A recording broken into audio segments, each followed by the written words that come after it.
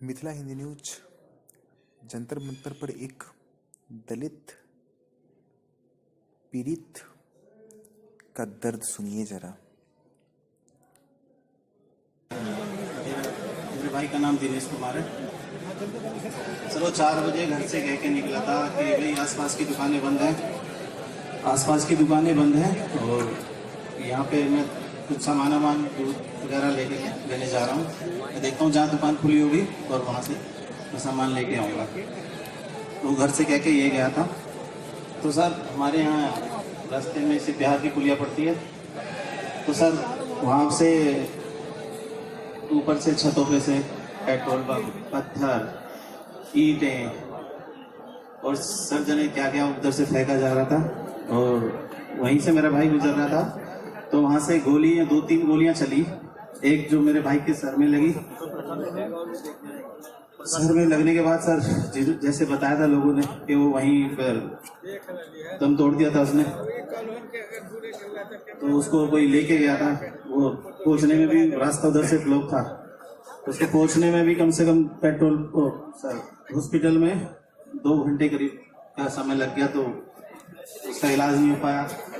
शाम को मैंने जाके ढूंढा कि भाई हमारा भाई नहीं मिल रहा। कहने लगा ऐसे 2-4 लोगों को वहाँ गोलियां भी चली हैं, आप वहाँ देख लो। मैंने कहा कहाँ लेके गए हैं?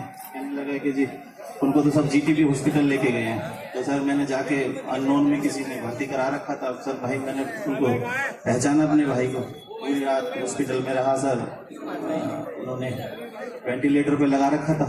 पूरी रात उनके पास रहा, ट्रीटमेंट करा।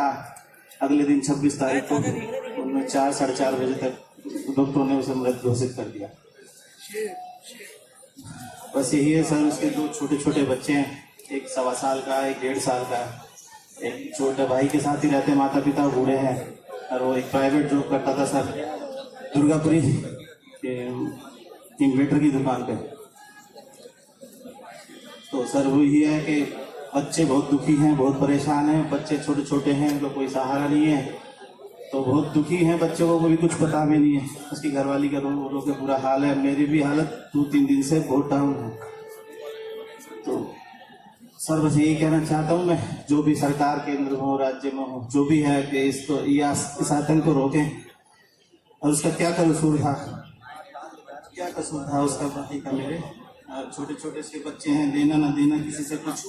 और इतना ये सब कुछ हो क्यों रहा है यार, ये समझ में नहीं आ रहा कि गोली बारूद, ये इतना असला। हमारे पास तो कोई डंडा, ना चाकू, ना छुरी। हमारे यहाँ मतलब एक चाकू बस, वो भी एक सब्जी काटने वाला होता है। ये तलवारें, फरसे, पता नहीं क्या क्या। बस सब बाद में जाके देखा व्हाट्सएप वगैरह पे, हमारे यहाँ पे नालों में लाशें मिली हैं लेडीज को 4-4